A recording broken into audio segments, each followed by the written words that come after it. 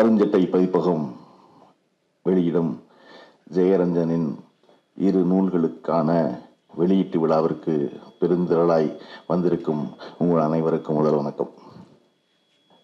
எனக்கு எப்பொழுதும் நம்முடைய திராவிடர் கழகத்தின் தலைவர் ஆசிரியர் வீரமணி அவர்களை கூட்டத்துக்கு போகும்பொழுதெல்லாம் எனக்கு ரொம்ப பிடிக்கும். அவரோட போய் கூட்டம் அட்டன் பண்ணுறது. ஏன்னா மேடைக்கு வரும்பொழுது ஒரு 6-7 புத்தகம் கையில் எடுத்துக்கிட்டு தான் வருவார். எப்போவுமே மேடையில் நம்ம பக்கத்தில் உட்கார்ந்தோம்னா ஒரு 6-7 புது புத்தகம் தெரிஞ்சுக்கலாம் அவர்கிட்ட. அந்த பேச ஆரம்பிக்க பிறகு பேசும்பொழுது ஒவ்வொரு நிப்பாட்டி அந்த புத்தகத்தை பெரட்டி இந்த புத்தகத்தில் இந்த பதிப்பகம் போட்டதில் இத்தனை பக்கத்தில் சொல்லியிருக்குன்னு சொல்லிட்டு தான் அந்த பேச்சை தொடருவார். ஏன்னா வாட்ஸ்அப் ஃபார்வர்டு நினச்சக்கூடாதுல்ல, இதெல்லாம் இருக்குப்பா அப்படிங்கிறக்காக சொல்லிகிட்டே இருப்பார். அது ரொம்ப பிடிக்கும் எனக்கு. அதன் பிறகு எனக்கு தெரிஞ்சு இந்த புத்தக வெளியீட்டு விழா தான் மதிவதனி உட்பட யார் வந்தாலும் வெறுமனை பேச முடியாது, கையில புத்தகத்தை கொண்டு வந்து பெரட்டி பார்த்து சொல்றதுக்கான ஆழமா இருக்கிற ஒரு புத்தக வெளியீட்டு விழா இந்த விழா தான் நான் நினைக்கிறேன். நம்ம சம்பந்தம் சொன்ன மாதிரி இந்த புத்தகம் ஒரு ஆழமான புத்தகம் அப்படின்னு. அது ஆழமான புத்தகம் தான், ஆனா ரொம்ப எளிய புத்தகம். எனக்கு இந்த புத்தகம் ரொம்ப பிடிச்சிருந்தது. அந்த புத்தகத்துக்கு முன்னுரை எழுதுவதற்கு தேர்ந்தெடுக்கப்பட்ட 2 பேர் மைக்ரண்ட் ஒர்க்கர்ஸுக்கு எழுதும்போது நம்ம பன்னீர்செல்வம் அவர்களையும், தொழில் வளர்ச்சியை பற்றி எழுத போது வாகன உற்பத்தியில் தமிழ்நாடுன்னு சொல்ல வரும் பொழுது எப்பொழுதும் தமிழ்நாடு இவ்வளவு பெரிய எக்கானமி அடையணும் அப்படின்னு சொல்லி பேசிக்கிட்டே இருக்கிற சம்பந்தம் அவர்களையும் முன்னுரை சொன்னது எனக்கு ரொம்ப பிடிச்சிருந்துச்சு. இந்த மேடையே ரொம்ப பிரமாதமான மேடை. நீங்க தமிழ்நாட்டுக்கு திராவிடம் என்ன செய்தது அப்படின்னு கேட்டான்னா அவனுக்கு இந்த மேடையை காட்டும், இதாண்டா செஞ்சிருக்கு அப்படின்னு. என்னன்னா அந்த துறை சார்ந்த பெஸ்ட் இருக்காருல்ல, நம்ம அமலோத்பவநாதனை விட ஒரு சிறந்த ஆள் இருந்துட முடியாது. நீட்டை பத்தி பேசுவோம் சொன்னாங்க இல்லையா, அந்த துறை சார்ந்து பேசுவதற்கு இருந்துட முடியாது. ஜேர்னலிசம் பத்தி பேசுவதற்கு பன்னீர்செல்வத்தை விட ஒரு சிறந்த ஆள் தமிழ்நாட்டில் இருந்துட முடியாது. பொருளாதாரம் பத்தி பேசுவதற்கு ஜெயரஞ்சனும் எளிய விஷயங்களை ரொம்ப மிக எளிமையாக எல்லோரும் கொண்டு போய் சொல்வதற்கு இன்னமும் தன்னுடைய பேராசிரியர் தொழிலையே தொடர்ந்து கொண்டிருக்கும் சுபீர பாண்டியன் அவர் வாழ்க்கை வாங்கினதுல 50 வயசுல. ஆனா அதுக்கப்புறமும் தொடர்ச்சி தினம் வகுப்படுகிறீர்கள் தமிழ்நாடு கூட போய் எல்லாருக்கும் புரியுற மாதிரி யாரும் கொட்டாது விடாம அந்த வேலை செஞ்சுட்டு இருக்க பேராசிரியர் சுபீர பாண்டியன் அவர்களும், வழக்கறிஞர் மதிவதனி அவர்களும், தொழிலதிபர் இவர்களும் சம்பந்தம் இருக்காருல்ல, அதுதான் தமிழ்நாட்டு திராவிட செஞ்சதை நான் நம்புறேன். இந்த புத்தகம் ரொம்ப சின்ன புத்தகம். மொத்த கணமே இவ்வளவுதான் புத்தகத்துடைய கணமே. ஆனா என்னன்னா இந்த புத்தகம் 2மே ஏன் ரொம்ப முக்கியம் நான் நினைக்கிறேன்னா, இன்னைக்கு தொடர்ச்சியாக நம்ம பொய்களையே கேட்டு கொண்டிருக்கிற இடத்துல இருக்கோம். துணிஞ்சு தைரியமா ஒரு பொய் சொல்றாங்க. பொய் சொல்லும் பொழுது நம்ம அது மறுக்க வேண்டியிருக்கு. பொய் சொல்றவன் சொல்லணும்ல, நான் எங்க சொல்றேன் என்ன நான் சொல்லவே மாட்டான். கேட்டதாக சொல்லுவான், சொன்னதாக சொல்லுவான். ஆனா நம்ம சொல்லும் போது நீ ஆதாரம் வையுமா மறுக்கிறதுக்கு உண்மை சொல்றவன. அப்ப உண்மை சொல்றவன் ஆதாரம் அவசியப்படுது. அந்த மாதிரி நேரத்துல ஜெயரஞ்சன் போட்டோட இந்த புத்தகம் ரொம்ப அவசியப்படுதுன்னா, ஒவ்வொரு நிலையும் டேபிள் போட்டு இத்தனை பெர்சன்டேஜ் இவ்வளவு இருக்கான், இவ்வளவு வந்திருக்கான், இவ்வளவு சம்பாதிச்சிருக்கான். அதாவது வட மாநிலத்திலிருந்து வடகிழக்குல இருந்து வேலை செய்ய வந்திருக்கிற ஒருத்தவங்களை பத்தி மதிவதனி ரொம்ப விரிவா பேசுறாங்க. அந்த தொழிலாளர்கள் எல்லாரும் எங்கிருந்து வந்தவன்ட்ட எவ்வளவு பேர்ட்ட அங்க சொந்த வீடு இருந்துச்சு, சொந்த வீடு இல்லாம வாடகை வீட்டுல இருந்து இங்க வந்தவன் எவ்வளவு பேரு, இங்க வந்ததுக்கு அப்புறம் யாரெல்லாம் எவ்வளவு சம்பாதிக்கிறான், சம்பாதிச்சதுல எவ்வளவு பணத்தை ஊருக்கு அனுப்புறான், ஊருக்கு அனுப்புறதுனால என்ன பிரச்சனை தீர்ந்துச்சு, அவனுக்கு தீர்ந்ததுனால அவன் குடும்பம் என்ன வாணுச்சு, இப்ப அவன் என்னவாக இருக்கிறான் அப்படின்னு எல்லாமே பெர்சன்டேஜோட கள ஆய்வு செஞ்சு ஒவ்வொரு இடத்துலையும் ஆதாரங்களோடு ஒரு புத்தகம், இவ்வளவு சிறிய புத்தகம் நிறுவ முடியும்னா அவ்வளவு பேர் வாங்கி வச்சுக்க வேண்டிய புத்தகம் இந்த புத்தகம். காரணம் இது தொடர்பா எவன் எந்த பொய் சொன்னாலும் நம்ம ஜெயரஞ்சன் புத்தகத்தை எடுத்து போட்டுடலாம், இந்த இருக்குப்பா பாத்துக்கப்பா அப்படின்னு. நீங்க நான் சினிமாவிற்கு உதவி இயக்குனராக வேலை செஞ்சு படம் பண்றதுக்கான வாய்ப்பு தேடிக்கொண்டிருந்த நேரத்தில் எனக்கு சத்யஜோதி ஃபிலிம்ஸ்ல அவங்க டிவிஎஸ் பைக்குடைய ஏஜென்சி வச்சிருந்தாங்க தாம்பரத்தில். அப்போ அதுக்கு ஒரு கார்பரேட் ஃபிலிம் பண்ணணும்னு சொல்லி என்னை கூப்பிடுறாங்க. கார்பரேட் ஃபிலிமுக்கும் ஃபீச்சர் ஃபிலிம் பண்ணுறதுக்கு சம்மந்தமே இல்லை. ஆனால் கார்பரேட் ஃபிலிம் பண்ணி கொடுத்தோம்னா பணம் கிடைக்கும். பணம் கையில் வச்சுருந்தோம்னா இன்னும் கொஞ்ச நாளைக்கு கதை சொல்லி டைரக்ஷன் பண்ணுற வாய்ப்பை தேடலாம். ஸோ பணம் கிடைக்கும். ஏதோ ஒரு ஃபிலிம் தானே, பரவாயில்ல, அந்த படம் பண்ணுறதுக்கு போயிட்டேன். போனால் அங்கே திசை புரியாமல் இருக்குது. மோட்டர் பைக்குங்கிற அதுலேயே நம்ம ஆசை, கனவு, ஏறணும், கிக்கரை உதச்சோம், ஸ்டார்ட் பண்ணோம், ஓட்டணும், பெட்ரோல் தீர்ந்தா போட்டோம், மெயின்னா கீழே, ரிசர்வ்னா மேலே. இதை தவிர வேற ஒன்றும் தெரியாது மோட்டர் பைக்கை பற்றி. மோட்டர் பைக்கு ஒரு கார்பரேஷன் எடுக்கணும்னு போனால் ஒன்றுமே புரிய மாட்டேங்குது. அது என்ன உற்பத்தி ஆகிற டிவிஎஸ்ல உற்பத்தி ஆகுறதுல இருந்து ஏஜென்சி வந்து விற்கிற வரைக்கும் ஒரு படம் எடுக்கணும். யாருக்கு? இந்தியா பூரா இருக்கிற டீலர்களுக்கு போட்டு காட்டுறதுக்கு.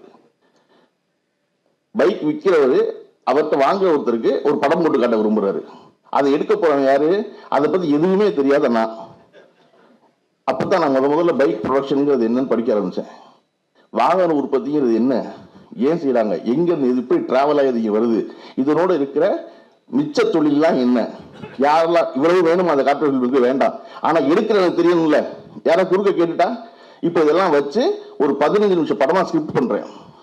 ஸ்கிரிப்ட் பண்ணிட்டு அது ரொம்ப ட்ரை சப்ஜெக்ட். ஸ்கிரிப்ட் பண்ணி யாருக்கு சொல்லணுமா, மறுபடியும் டிவிஎஸ் உடைய ஜெனரல் மேனேஜர் சொல்லணும், டிவிஎஸ் உடைய எம்டிக்கு சொல்லணும். ஐயோ அப்படின்ட்டு சரி பரவாயில்ல அதனால என்ன அப்படின்ட்டு அந்த 20 நிமிஷம் ஸ்கிரிப்டை ரெடி பண்ணிட்டு போனா வந்து கான்ஃபரன்ஸ் ஹாலில் வந்து அவ்வளோ பேர் கோட்டு சூட்லாம் போட்டு சுற்றி ஒரு 15 பேர் வர்றாங்க. யாருன்னா டிவிஎஸ் உடைய ஆல் இந்தியா ஹெட்ல ஆரம்பிச்சு தமிழ்நாடு ஹெட்டு அப்படின்னு எல்லாரும் சேல்ஸில் இருக்கிற மார்க்கெட்டிங்கில் இருக்கிற அவ்வளோ இருக்காங்க, ஒரு 15 பேர்.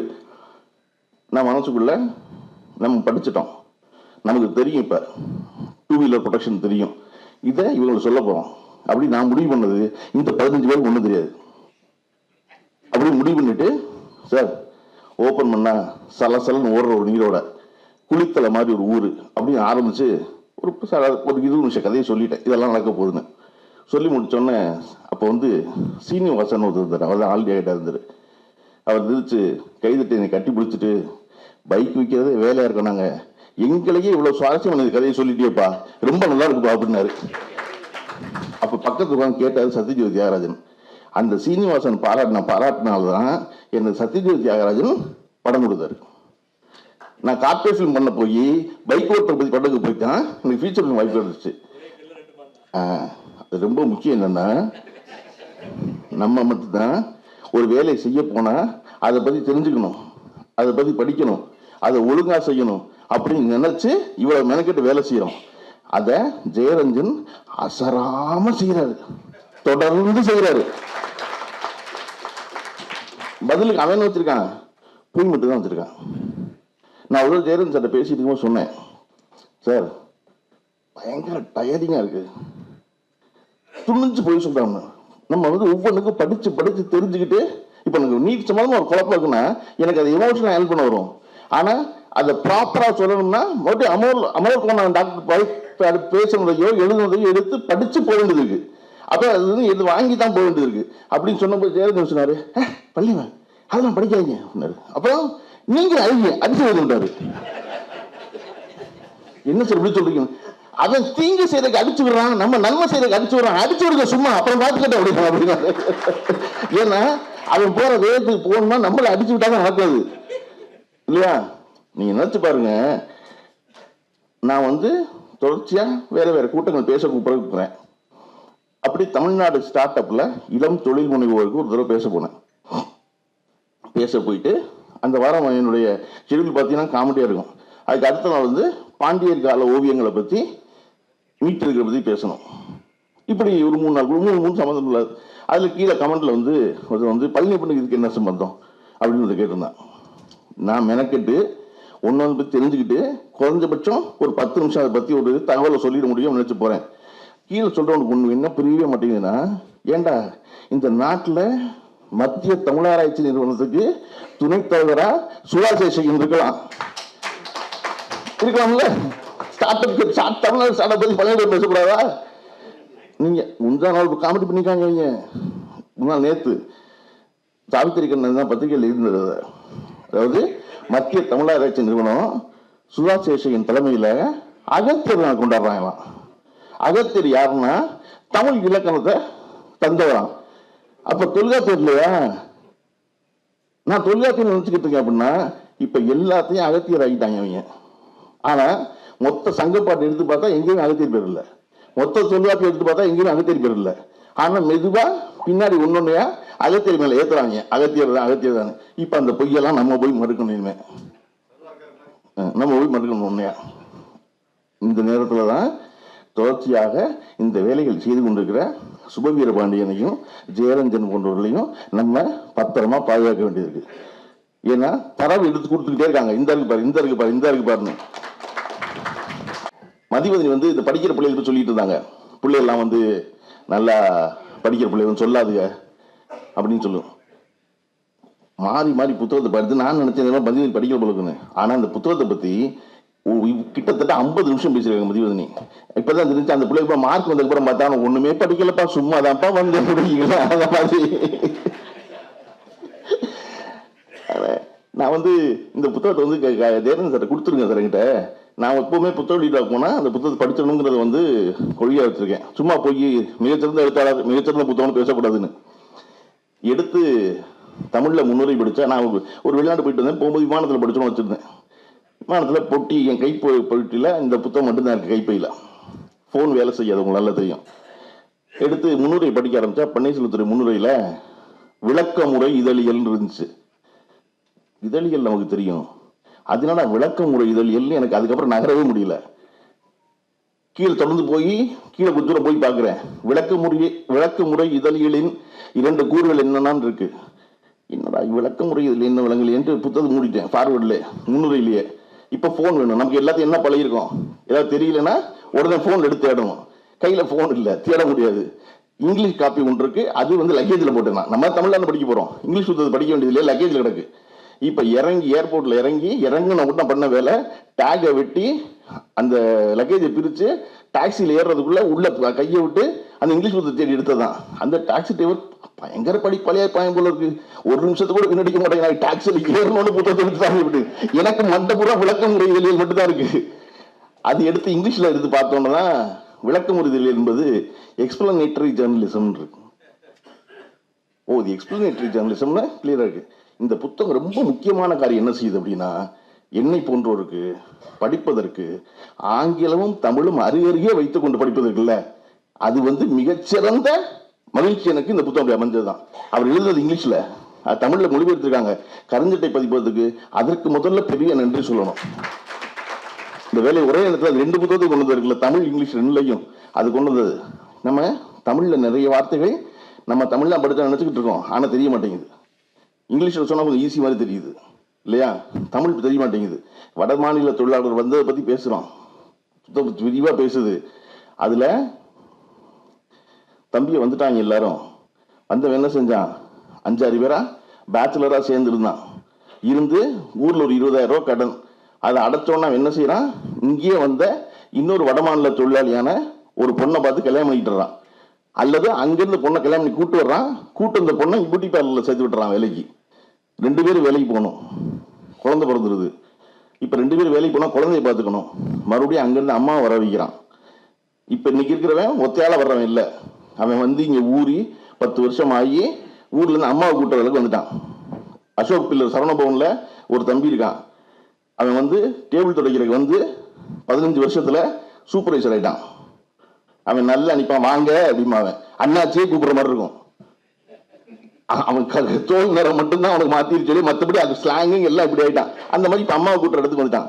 அம்மாவை கூட்டு அம்மா பிள்ளைய பாத்துக்குது. அந்த வடமாநில தொழிலாளியின் குடும்பம் என்ன செய்யுது, பிள்ளைய 5 வயசுல கொண்டு போய் எந்த ஸ்கூல்ல என்ன லாங்குவேஜ் படிக்குது புள்ள, 10 வருஷம் கழிச்சு திராவிட முன்னேற்ற கழகத்தின் ஆட்சி இருக்கும், மாசம் தமிழ் வழி வந்த பிள்ளைக்கு 1000 ரூபாய் பணம் இருக்கும், அன்னைக்கு 1500 ரூபாய் இருக்கும். அதை வாங்க போறவன் யாருன்னா வடமாநில தொழிலாளி. இந்த மாற்றம் நிகழ போதீங்க இன்னொரு 5 வருஷத்துல. அப்புறம் என்ன கண்டுபிடிக்க முடியாது, பிளட் டெஸ்ட் பண்ணி யார் தமிழர் கண்டுபிடிக்க முடியாது. நம்மால் எங்க இருப்பான், நம்மால் வெளிநாட்டுல இருப்பான். அது இந்த புத்தகம் பேசுது. இந்த புத்தகம் ரொம்ப அழகு. என்னன்னா, நான் கார்பரேட் ஃபில்ம் பண்ணும்போது கதை சொன்ன சொல்ல இல்லையா, அப்படி ஜெயரஞ்சன் வெறுமனை வந்து டேட்டா மட்டும் கொடுக்காம அதுக்குள்ள நிஜ வாழ்க்கையில இருக்கிற கதைகள் சொல்றாரு கலா ஆய்வா. அதுல 2 விஷயம் ரொம்ப ஈர்த்துச்சு. இம்ரான் ஒருத்தன் உத்தரப்பிரதேசம் வர்றான், வந்தவன் ஒரு நாள் கூலி 250 ரூபாய்க்கு விளைச்சிடுறான். 180 ரூபாய்க்கு சேர்ந்தவன், 80 ரூபாய்க்கு சேர்ந்தவன், அப்புறம் 250 ரூபாய் வெல்டரு. மாச சம்பளம் கிட்டத்தட்ட 7500 ரூபா. அதே நேரம் ராமகிருஷ்ணன் ஒரு தம்பி நம்மளு கரூர்ல இருந்து கிளம்பி இங்கே சேர்றான் ட்ரெயினியா. அவனுக்கு சம்பளம் 7000 தான். உத்தரப்பிரதேசம் வந்தவனுக்கு 7500, இவனுக்கு 7000. ஆனா 7 மாசம் ட்ரெயினிக்கு அப்புறம் கரூர்ல இருந்த ராமகிருஷ்ணன் சம்பளம் 25000 ஆயிருது. இவனுக்கு இம்ரானுக்கு உத்தரப்பிரதேசம் இம்ரானுக்கு கடைசி வரைக்கும் 7500 இருக்கு. அந்த 7500 பணம் சேமிச்சு 50000 ரூபாய் மிச்சம் பிடிச்சு அக்காவுக்கு கல்யாணம் பண்ணி முடிச்சதுக்கு அப்புறம் வேலை பார்த்த ஃபேக்டரியில வேலை பார்த்த ஃபேக்டரியில ஒரு தகராறு ஏற்பட்டு சண்டை வந்து வெளியேறிடுறான். வெளியே போனா அவன் கூட உட்காந்து சப்பாத்தி போட்டு பையன் சொல்றான், சும்மா தான் உட்காந்துருக்கேன், கன்ஸ்ட்ரக்ஷன் கம்பெனிக்கு வாங்கினான். எனக்கு என்ன ஒண்ணு வாங்கி தெரியாது, பெயிண்டர் வேலை செய்ய அப்படின்னா. இம்ரான் வெல்டரா இருந்த ஒரு இம்ரான் பெயிண்டர் வேலைக்கு போயிடுறான். அவனுடைய நல்வாய்ப்பா அவன் எந்த கான்ட்ராக்டர் வேலை பார்த்தானோ அந்த கான்ட்ராக்டருக்கு ஒரு மாபெரும் பெயிண்ட் அடிக்கிற கான்ட்ராக்ட் கிடைக்குது. அவருக்கு உடனடியா 50 பெயிண்டர் வேணும்.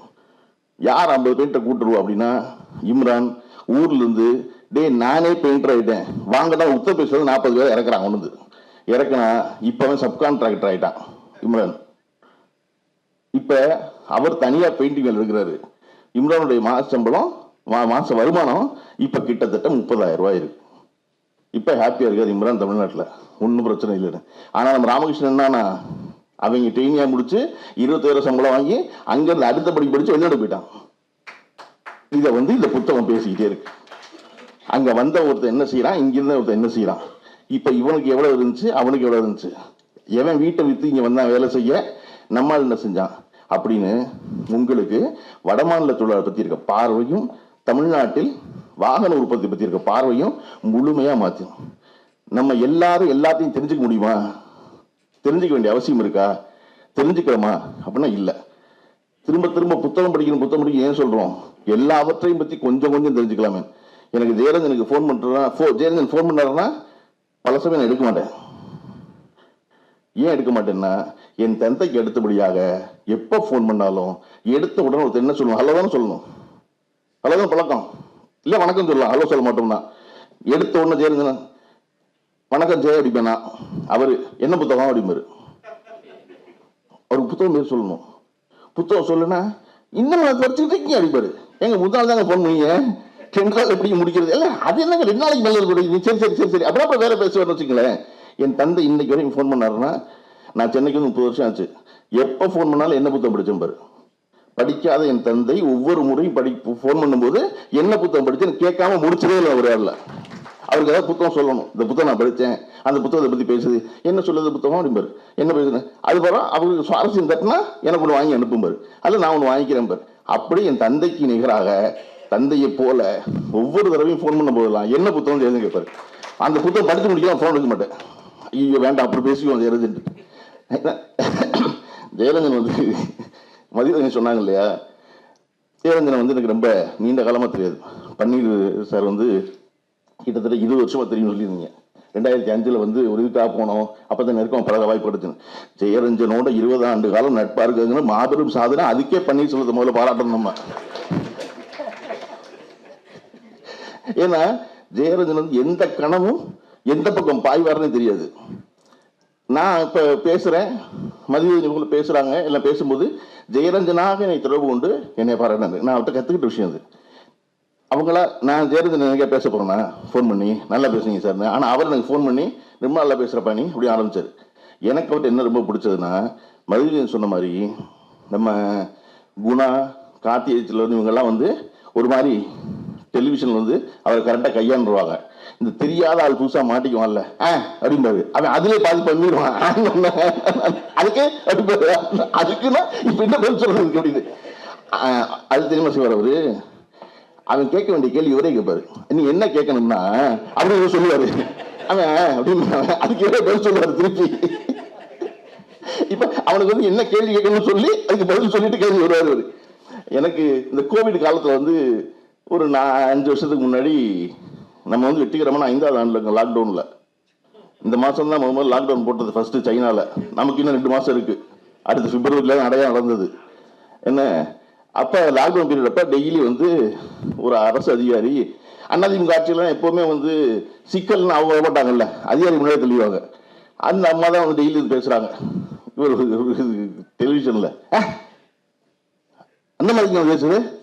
அது யாருக்கு? அது ஐஏஎஸ் தானே. ஓட்டு வாங்கினவங்க போனா வர மாட்டாங்க. இல்ல சார் ஐஏஎஸ். ஏங்க ஐஏஎஸ்? அந்த வருஷம் பரீட்சையில முதல் மார்க் வாங்கினேன், அவ்வளவுதானே. என்னால மறக்கவே முடியாது. அதாவது ஐஏஎஸ் ஒன்றும் தகுதி இல்லை. அந்த வருஷம் பரீட்சையில் 500 பேர்ல முதல் மார்க் வாங்கினேன், அவ்வளவுதான். அந்த வருஷம் முதல் மார்க் 10 மார்க், அவன் தான் ஐஏஎஸ். அத போற போக்குல என்ன ஐஏஎஸ் அந்த வருஷம் பரீட்சையில முதல் மார்க் வாங்கினேன், அவ்வளவுதானே பிடிக்காது.